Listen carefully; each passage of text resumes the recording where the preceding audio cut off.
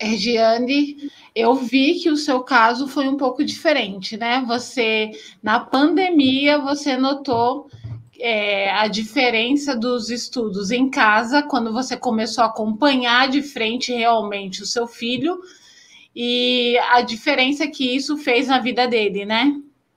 Exato. E aí eu vou puxar a fala da Milene, porque comigo demorou muito mais tempo para eu perceber aquilo que os professores já tentavam me dizer há muito tempo. Então, Regiane, o Arthur está com problema aqui, Regiane, o Arthur isso, o Arthur aquilo. Ele era um aluno comportado, mas não era um aluno que desenvolvia, ele já tinha um certo atraso, vamos dizer, ele já era mais dos mais difíceis da turma para aprender. Então sempre me chamavam, aí eu conversava com ele, e eu partia mais ou menos daquele pressuposto de eu não vou ficar cobrando, aqui fala tema de casa, né? Não vou ficar cobrando a tarefa, porque ele sabe que ele tem que fazer, e então ele tem que fazer. Se ele precisar de ajuda, ele me pede. Mas não, ele era só uma criança, então ele, sim, eu precisava cobrar dele, e eu precisava me dispor a estar sempre ali para auxiliá-lo. Então começa o erro, o problema comigo. Só que ele foi passando por muita aprovação automática. No terceiro ano, ele tinha uma professora que ele amava, então ele tinha um problema ali de desenvolvimento, mas ele amava aquela professora, e ela, acredito eu, que deu uma empurradinha e ele passou. No quarto ano, ele já não tinha afinidade com a professora, eu inclusive fiz tratamento psicológico com ele, porque ele não queria ir para a escola mais, e aí eu levei ele para psicóloga. Não, tem que ir para a escola, então vamos lá com a psicóloga para ele perder o trauma da escola. E aí ele continuou indo para a escola no quarto ano, e ele passou pela aprovação automática. No quinto ano, eu já comecei a educar ele em casa, mas eu mantive ele vinculado à escola, porque foi o ano que iniciou a pandemia, então eles recebiam atividades em casa e a gente fazia as atividades e mandava para a escola. Então ele passou, porque no quinto ano, por ser o ano de pandemia, também tinha aprovação automática.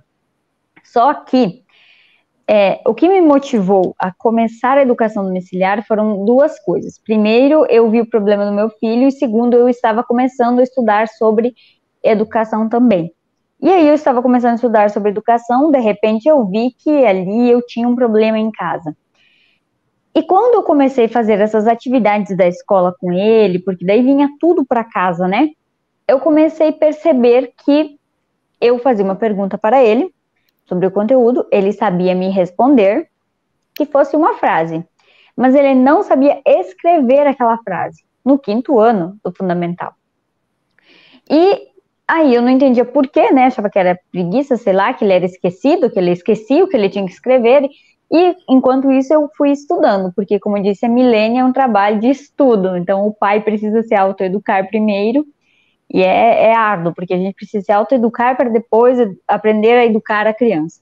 E aí eu percebi, descobri que, na verdade, meu filho não tinha vocabulário na cabeça dele. Ele não sabia escrever a frase que ele soube falar, porque ele não sabia como escrevia, ele não conhecia aquela palavra escrita. Ele não sabia divisão silábica, ele não sabia, ele trocava os fonemas, aí começamos lá os fonemas. Olha só, no quinto ano eu precisei trabalhar fonemas com o meu filho para ele aprender a falar algumas palavras, ele até falava, trocava alguns fonemas. E tudo foi começando ali. E foi uma batalha muito grande, porque até a gente se encaixar, até eu entender como ele funciona, o que funciona para ele, de conteúdo que vai ser aplicado, qual o conteúdo que ele gosta mais, qual a aquilo que ele tem mais disposição a aprender, os horários, como que a gente organiza. Assim, foi uma loucura. Tinha dias que dava vontade de sentar num cantinho e chorar, tinha dias que eu sentava no cantinho e chorava, havia dias que dava vontade de pegar ele e dizer, vai pra escola, Luiz, sai daqui, porque é muito mais fácil. A gente vem de um sistema que nos ensinou isso. E hoje, o trabalho que eu faço no Instagram, acontece muito isso. As pessoas vêm, contam coisas que aconteceram quando elas estavam na escola com elas, ou que elas viram, né? Seja violência, uso de entorpecentes, relações, sexo precoce, enfim, muitas coisas. E aí você pensa, meu Deus, como que tem pais que conseguem ainda colocar os filhos na escola? Mas a gente para e pensa, a gente também passou essas coisas. E hoje está muito pior. Mas nós também passamos por situações muito tensas na escola que nós não gostaríamos que nossos filhos passassem. Só que a gente sai de lá, parece que a escola trabalhou nossa mente para a gente sair de lá achando ela mil maravilha.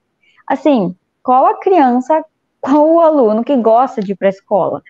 É muito raro, né? Não estou falando daqueles casos que a criança só tem a escola para ter a sua refeição, não. Estou falando a massa, né? Ninguém gosta de ir para a escola. Por que a gente sai da escola achando que a escola é um bom lugar? E aí eu reitero a indicação da Milene, do livro do Pascal. É um livro sensacional. Mas o livro que, assim, tocou meu coração, sabe? Coração incendiou, assim, que realmente eu abracei a causa que me fez me apaixonar pela educação domiciliar foi o Ensinando Trivium 1. Ali eu descobri que eu estava falhando, que eu precisava olhar para o meu filho, me dedicar a ele, que era minha função, que todo o sistema estava programado para nos afastar a família, para destruir a família. Assim, foi um livro que abriu a minha mente e me fez perceber que, enquanto cristã, era minha obrigação educar meu filho. Não, e aí há um detalhe da educação domiciliar que muitas vezes quem está começando a descobrir o que é educação domiciliar pensa que a educação domiciliar é aplicar o conteúdo da escola em casa. E não, se é para fazer isso, nem faça. Não é repetir a escola em casa. É achar uma forma que se adeque à sua família, à sua rotina, ao seu filho, né? É encontrar ali, mas é muito mais do que passar conteúdo didático.